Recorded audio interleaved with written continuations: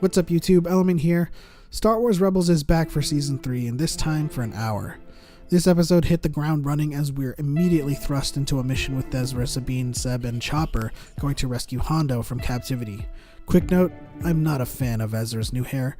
I think it's just way too bland, and his hair in previous seasons definitely left a better impression.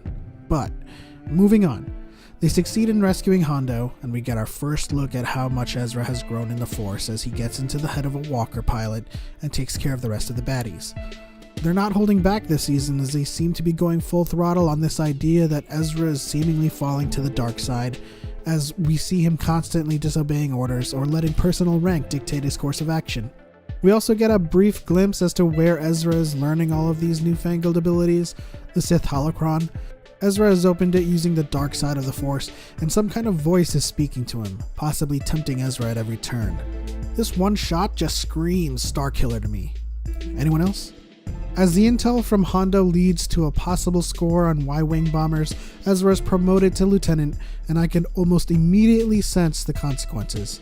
Finally, we are introduced to our newest but not old character originally from the now defunct expanded universe, Grand Admiral Thrawn. They have positioned him to be the big bad of this season, and it's going to be interesting to see where he takes the Empire when it comes to dealing with the Ghost crew.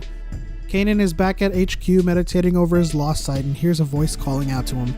At first it sounded like Qui-Gon, and I got super pumped until he ran into an old mystic or force wielder, revealing that the Jedi and Sith wield Ashla and Bogan, light and dark, and that he is the middle, the Bendu, merely being of the Force and not an arbiter, so to speak, of either side.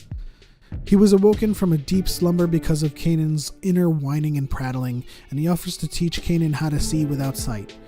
Meanwhile, back with Ezra, they run into Imperial resistance, and the mission to scout the station holding the Y-Wing bombers turns into a recovery mission as they learn the bombers are being destroyed rather than being dismantled. Ezra, showing what I can only describe as stubbornness much akin to Anakin, forces the issue and orders the team to go in. Needless to say, they run into some complications and the mission turns dire. Back with Kanan, he finally learns from the Bendu that he is filled with emotions that are clouding his sight. Fear, grief, and anger being the catalyst to his imbalance. He finally overcomes these emotions and realizes that he must help Ezra and return to the Ghost crew. While Ezra and the team were successful in retrieving the bombers, Governor Price shows up with a destroyer and complicates things further. However, the rebel carrier and the Ghost shows up to save the day as Kanan is successful in rescuing Ezra from going down with the station, and they recover the bombers. Ezra, as a consequence of his actions, is suspended by Hera. After consulting with Grand Admiral Thrawn, the rebel cell is allowed to escape, which leaves much to be desired, but what does Thrawn have in store for the rebels? It's apparent that he desires the full might of the rebels on display, and doesn't want to just keep an eye on the short-term prize.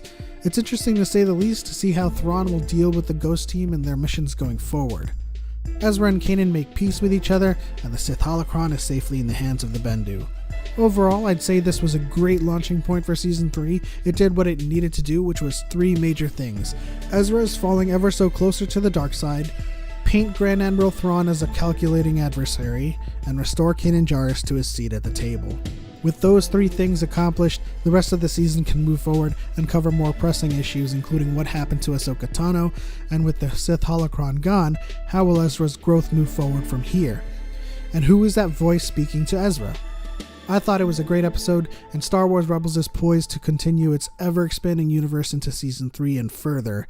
Let me know what you all thought of the episode in the comments below, and I'll see you guys in the next one.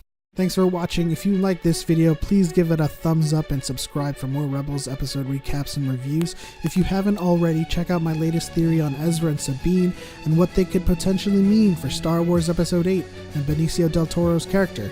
Until next time, may the Force be with you. Oh, and I want to give a huge birthday shout out to Mark Hamill. Happy birthday, dude.